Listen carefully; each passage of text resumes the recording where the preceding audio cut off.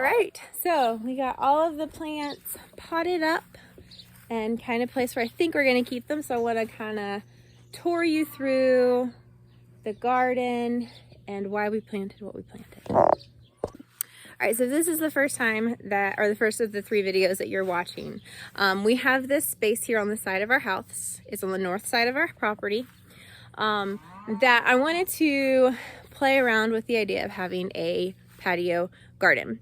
So in the first video, we talked about tracking the sun, figuring out where stuff was shaded, where it was sunny and at what time of the day. And then in the second video, I walked you through how the kids and I and Tim planted up a bunch of those plants. So today I'm going to actually walk you through our first patio garden tour and talk you through what we picked and why we picked it, and hopefully inspire you if you have a small space that you can also put in a little garden and have some awesome plant life. All right, so when I talk about patio, I'm going to go ahead and include this in the patio conversation, because imagine you have you're in an apartment and you've got a railing. You could do beds on top of those railings where your herbs like these would grow. So pretend in your brain that all right, so my phone died and I'm not sure where I left off, but so I believe I was saying, pretend that this bed is more of railing boxes.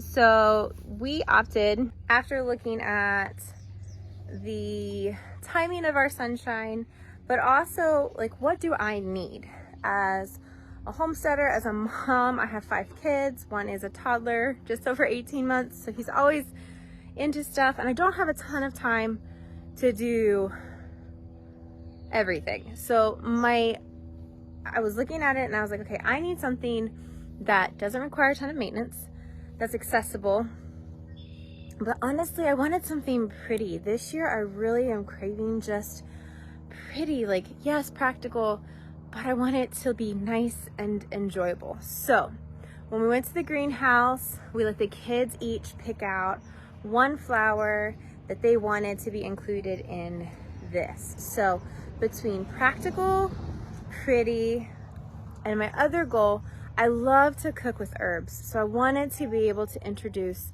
a ton of herbs, or as many herbs as possible, into this little space. Now, I could go get more herbs. We have more space, but we went to the greenhouse one trip, so this is what we got.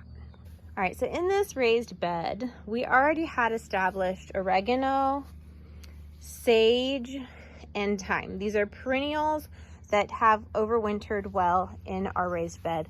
And so I wanted to add more herbs to our raised bed. We planted 2 basil plants. You can see here, I snipped off the tip of this one, and I'll probably, next time I need basil, snip off the tip of here at this split. And that'll hopefully help encourage these basils to get really, really bushy, so they'll look more like this. So hopefully in a couple of weeks or months, we'll have big bushes of basil. And then we had some extra flowers. I had one kid pick out marigolds as his flower of choice. And then I had another child pick, or actually the greenhouse that we visited and purchased from, every child that comes through, she gives them flowers. And so she gave us these. They're not violets, but at this current moment, I cannot pull their name out of my hat. Super common, really flowered, looks a lot like a pansy, but I can't remember if it's a pansy or something else. But so we planted the extra that we had of those here in this raised bed.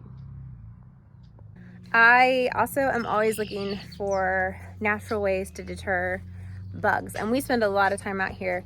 I grill out here, we eat dinner and lunch out here, especially on really hot days. We've got the hot tub, and so I wanted to include as many plants and herbs as possible that would help deter pests. And one of my go-tos, super common, is the citronella plant. So we picked up these citronella plants. One of my favorite smells, not gonna lie, I know it's not everybody's cup of tea, but we grabbed these, and then at the bottom of these hopefully will get pretty bushy. I think if I prune these down and encourage these side shoots to shoot, they'll get pretty bushy. But we went ahead and added some color to the bottom of these pots, because I did buy 3 bags of dirt for this project, but all of the pots and containers we used were containers or pots that I had from a previous project. So when you look at a project like this, you do need to look at what you have available. I would almost bet that a lot of people, you could go to a grocery store or a restaurant and see if they have buckets, and you could do like massive container bucketing gardens, and those would just look just as cool. I actually thought about, and I might do it for another different project, I've got some old buckets, and I actually thought about letting the kids paint them and design them, just so it would have like a flair of my kids in the garden even more so. But that's not this project. So we did upcycle all these pots and use them. This actually was an old hanging basket that the hanger split, so we just reused it. But one of the kids picked out snapdragons, and then another child picked out, I'll show you one that's actually in bloom, but these are really cool. They're calling them squid plants. I know that's not their technical name, but that's what it'll forever be ingrained, oh, this one. That's what it'll forever be ingrained in my mind as a squid plant. And I'll show you what one of those actually looks like. Every table needs a floral arrangement, and we opted for just some snapdragons and some, are they pansies, guys? Help me out for this. And then here's one of those octopus. This one's starting to lose its buds, but anyway, we used this actually used to be one of the silverware tins we would use like when we'd have cookouts, but the handle broke, so it became really challenging to carry, and so it became a perfect permanent table center mat on our poor table that needs some loving, but it's what we have, so we use it. All right, over here we have some hanging baskets that I upcycled with just more flowers in it, and then on this one that'll actually be a bird feeder that I need to repair that the wind knocked over. And then we'll get into some fun, practical, but also snacky foods. We picked out 2 lunchbox pepper plants. So there's one here, and then on down here on the bottom is another lunchbox pepper plant. This steps here, actually, I don't know if you can tell or not, but it gets full sun almost all day long. Even now you can see that the sunset is right there. So this area gets almost full sun. So the big challenge will be making sure that these pots don't dry out as they're constantly in the light. But we gave them a marigold as a buddy to help deter pests. And then here in the center is our other citronella plant. So these tomatoes, one I believe is a Mr. Stripey, which is one of my favorite, like slicing, throw some salt on it, tomatoes. And then the other one, I believe, I didn't grab one that had a label on it. I think it's like a cherry tomato. But those, we'll let them go for a little bit longer, and then we'll put a tomato cage on them just to help support them as they grow. The last area we planted up is over here on this, it's like a side patio. When they built the addition onto the house, the previous owners redid this but didn't really redo it, so it's kind of a wasted space. We do have our trash cans down here, but last year I really wanted to pretty it up, so my dad had come across these old planters at a church that they were getting rid of them, and so he brought them to me. They are stinking heavy, but in here we planted some more of the flowers, planted some parsley. Here in the middle one, we planted some chamomile. And the reason I opted for chamomile here is chamomile is a perennial. And so if it overwinters well, hopefully it'll grow back. And if not, it'll self-seed here. I'll let it go to seed if I don't harvest it all. And I'll self-seed here as opposed to exploding perhaps in my in-ground garden. And who knows, I might take it over there. And then this also overwintered. This is chocolate mint.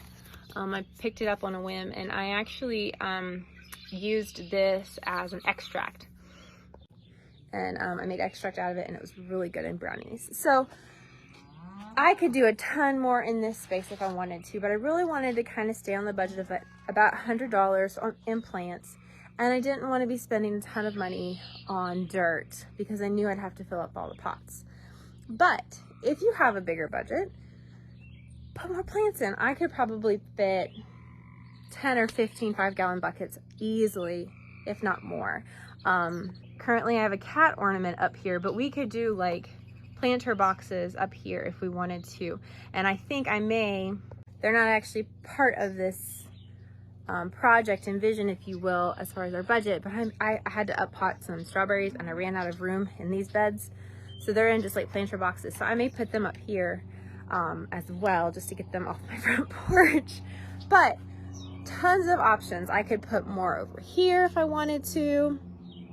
I could hang things, do more high hooks if I wanted to. So the opportunities are endless, but if this is something you're interested in, I would suggest definitely figure out what you need. I wanted herbs that I could come harvest, like what I did tonight for dinner with the pork chops, really fast.